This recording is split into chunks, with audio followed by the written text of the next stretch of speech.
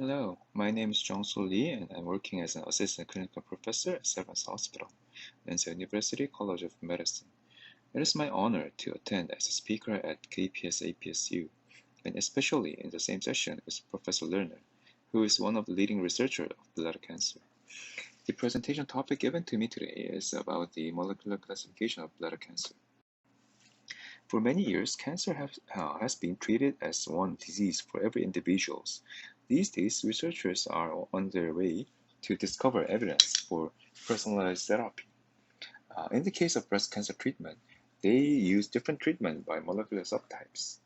And then regardless of the carcinoma, use of pembrolizumab is recommended when microsatellite instability high or deficient mismatch repair is detected. And there are also usable drugs for NTRK fusion or FGFR mutation. However, molecular subtyping therapy in urologic field, PSMA targeting drugs for prostate cancer are under clinical trial for PSMA positive patients. We have generally conducted a unified treatment method for bladder cancer or upper tract urinary cancer.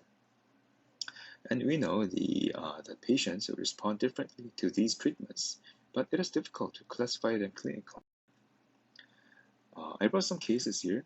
One of my patients who was diagnosed as bladder cancer this January has undergone TURB. The pathology report was given as TCC high grade with Cummins differentiation. He has undergone dose-dense MVAC for 4 cycles, and at the cancer has disappeared. Another male patient who diagnosed as urothelial cancer of poorly differentiated TCC, he had surgery and undergone 9 cycles of GC, which kept progressing. After atezolizumab was available to use in Korea, the patient underwent 45 cycles and all the metastatic lesion has been disappeared. We can see here that there are treatments that fit to each other, which everybody would have been under this experiences as me. As each patient of urothelial cancer has a different response to the drug, knowing this in advance will enable more efficient treatment. For this purpose, these efforts were made for personalized medicine in bladder cancer. Many groups have been researching for molecular classification of bladder cancer. The first report of classification for bladder cancer was started from Lund University in Sweden in 2012. Since then, several institutions have classified bladder cancer with their own classification methods. In 2017, a retrospective study for classification according to the response to chemotherapy has also been reported. In the molecular classification of bladder cancer, the largest classification is luminal or basal. Luminal type originates near umbrella cell from the urothelium, and basal type originates from the basal cell near the basement membrane. And they have different mutation and oncogenic mechanisms. As we know, that low and high grade bladder cancer has also different pathways. However, molecular classification has been further subdivided by many institutions, and each claims its own classification method. It can be seen that there are about 10 classifications so far. The mainstream of classification is always basal and luminal, and it is divided by the properties discovered by each institution and is named in a new group. As there are several classifications by many institutions, and naming of each group are different. It is a bit confused for others to understand clearly. The Bladder Cancer Molecular Taxonomy Group made a great effort in 2019 to achieve consensus on molecular classification using the existing independent classification methods. Therefore, it was classified into 6 major categories: basal squamous, luminal papillary, luminal unstable, luminal non-specified, stroma-rich, and neuroendocrine-like. 18 datasets were identified, therefore almost all classification systems were included. They also tried to define groups using various features ranging from oncogenic mechanisms to clinical features. The oncogenic mechanism, or mutations, shown here can be a standard for the selection of anti-cancer drugs or target therapy drugs. And immune infiltrates can be used as target for immune checkpoint inhibitors. In addition, Common histology reports were also matched for each classification, which can assume the clinical features and be helpful in treatment decisions. In 2017, Salier and colleagues summarized the prognosis according to molecular classification for patients depending on neoadjuvant chemotherapy in a retrospective analysis. When overall survival stratified according to the TCGA clusters, cluster 1 and 2 clearly subdivided luminal tumors into two subsets, although neither was affected by neoadjuvant chemotherapy. Basal tumors were subdivided into two subsets with similar prognosis in the non-neoadjuvant chemotherapy setting, but the overall survival of patients with cluster 3 tumors was superior when treated with neoadjuvant chemotherapy, whereas that of patients with cluster 4 tumors was poor regardless of neoadjuvant chemotherapy. Salier also made another molecular classification according to trained single-sample genomic subtype classifier by sorting each groups by probability from previous datasets.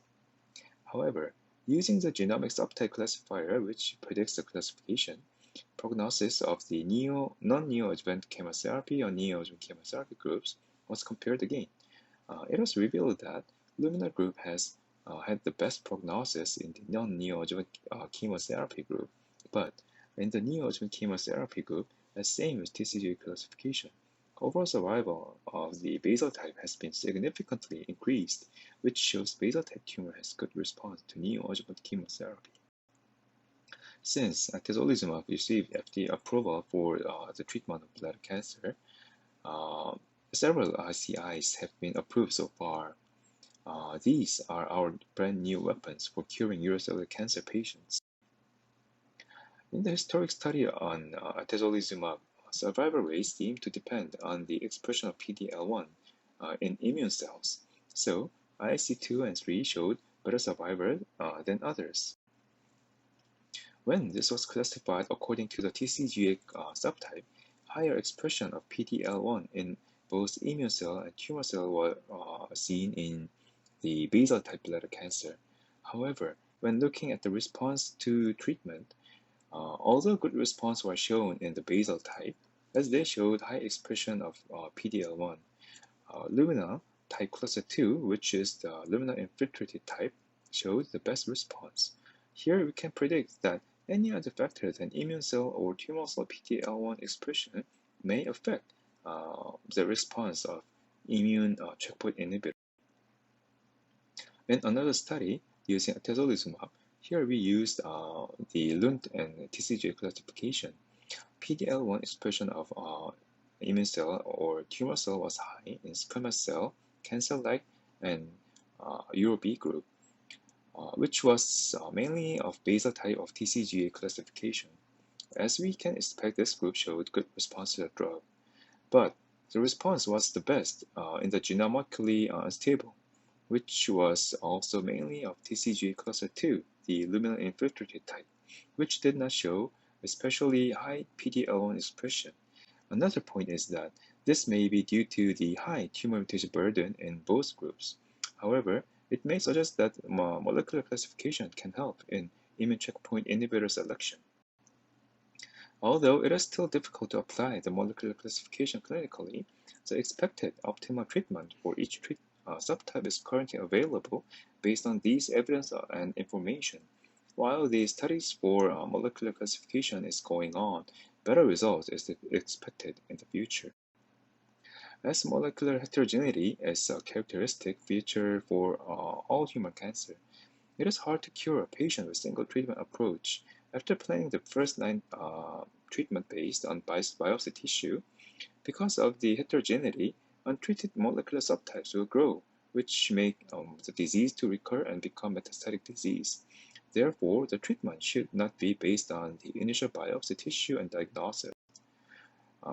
In order to solve this problem, researchers are studying changes in molecular classification after various treatments also. Therefore, we are getting closer to the personalized treatment for various timelines of the patient in the future. Although there are accumulating studies and evidence of molecular classification, Because there are no conducted prospective studies for correlation of treatment response and molecular classification, AUA claims for further studies to evaluate and validate.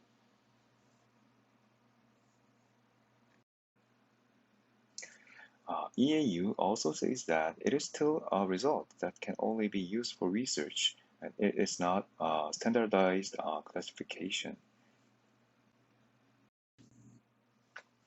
However, NCCN most positively recommends that molecular and genomic tests to be performed at stage 3B or higher, and it most positively recommends to use it for treatment decision.